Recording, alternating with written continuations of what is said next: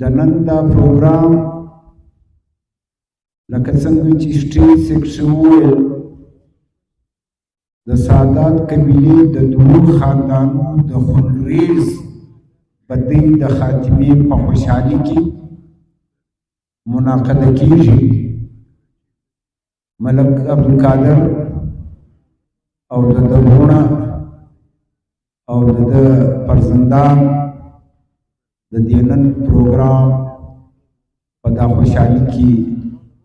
منعقد شوی دی. د ټولو د مخه زه د اجانب آغا او د اجنسرو آغا و خاندانو ته خراج تحسین پیښوم. زه د دوی تمداد ورکوم، زه د دوی ستاینه کوم. الله تعالی په قرآن کریم کې یو آیت فرمای، مفهوم د آیت دا دی چې چا یو انسان ژوندی کی گویا پوری انسانیت ژوندی کی. انسان نسی ژوندی کولی، لیکن اللہ تعالیٰ دلته وایي چې چا یو انسان ژوندی کی گویا پوری انسانیت ژوندی کی. د دې ژوند مقصد څه دی؟ مقصد دا چې هر هغه عمل چې د نور انسانیت قتل پکې رکاویږي هغه د خیر او د برکت عمل دی. قتل دا د شجاعت او د بهادرۍ علامه نه ده. دشمن د مخه ایستل دا د شجاعت او د بهادرۍ علامه نه ده. د شجاعت او د بهادرۍ علامه دا ده چې سړی خپل انا، خپل نفس، خپل پیغور، خپل هر څه قربان کی و علاقه ته امن، خوشحالي او یو روڼ مثال قایم کی. د حنیف آغا کورنۍ، د نصرو آغا کورنۍ یو روڼ مثال قایم کی. د دې مثال په قایمېدو کې د سید امیر جان آغا، د حاجی احمد خان قبیزی، د ملک شاه جان کاکړ، د حاجی اختر کاکړ او د دوی جمله روحکا د ستاینې وړ دي چې د ګلستان غوندې سیمه کې چې د بدویو مصدر دی، خزانه ده، دا بجانې داسې جنځېږي. په دغه علاقه کې دوی د امن یو پیغام و دنیا ته ورکړي. زه نه پوهېږم په دا چې د ژوبه د شراني نیولې بیا در موشکي یا د چمنه نیولې در لسبېلې یو داسې کام به وي چې هغه به په دا صلح، په دا روغه، په دا امن خپل د خوشحالۍ اظهار نه یې کړی.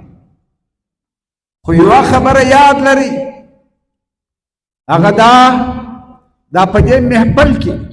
چې څونه انسانان ناست په دا کې د مختلفو قبیلو، د مختلفو قومو خلک دي. زه یو سوال جن کوم، هغه دا چې کم سړی په خپله خوښه د خپل خاندان کې پیدا شوی، یو سړی لاس پورته، یو داسې سړی شته چې هغه دا ووایي چې زه زما په خوښه زما په خاندان کې پیدا شوم، ما د خپل مور او پلار د قام او د قبیل انتخاب وکړ، بیا زه په خاندان کې پیدا شوم. یو سړی نشته. موږ په خپله مرضي کاکړ، اڅکزی، سید، ترین، بړیڅی، شیرانی، مراڼی، مندوخیر، بلوچ، پښتون په خپله خوښه نه پیدا کیږو. موږ د باری تعالی، د الله تعالی د حکم مطابق په یو خاندان کې پیدا کیږو، د یو مور پلار عیال پیدا کیږو. کلم پر دا غور کړی دی چې موږ وایو چاته سزا ورکوو د قام پر نامه، د قبیل پر نامه باندې. دا سزا موږ د خدای د پیر ورکوو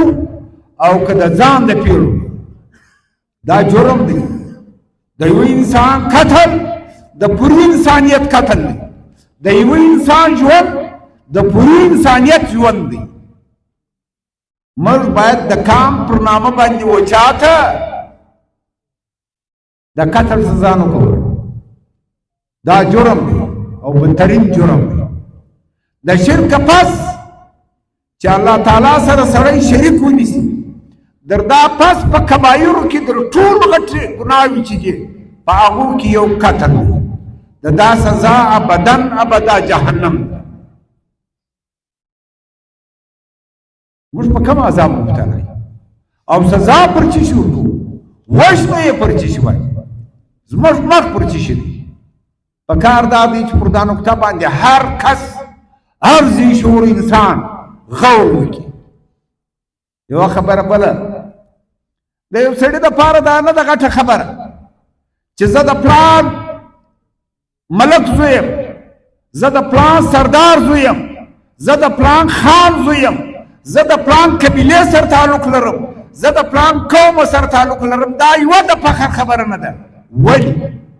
ستا په خوښه ته په دا خاندان کې نه یې زور کړی تا په توره دا کام نه دی راوړی ځکه ستا دپاره د فخر خبره نه ده بلکې د غور خبره دا ده د لوی سړي زوی د لوی ملک زوی د لوی سردار زوی د لوی خان زوی له د غور خبره دا ده چې زه د خپل خاندان زه د خپل کام زه د خپل قبیل په موجود عزت کې په خپل کردار تو اضافه کولی شم زما کردار څه دی چې زما د کردار پر بنیاد زما د خاندان هم نوم لوړ شي زما د قبیلې هم نوم لوړ شي زما د علاقې هم نوم لوړ شي موږ باید هغه کردار ته غور وکړو پر هغه کردار باندې فهم وکړو چې موږ د انسانیت موږ د اسلام موږ د بشریت د حقوقو چې څه ضمانتونه دي موږ هغه ادا کړو نو به زموږ د کردار په وجه زموږ د خاندان په عزت کې وقار عزت آبرو شتمني دا ټوله اضافه شي دا په هغه صورت کېږي چې موږ وشیانو ته په باریکي باندې غور وکړو موږ ابس نه یې پیدا زموږ یو ورځ داسې وه چې دا دنیا وموږ نه وو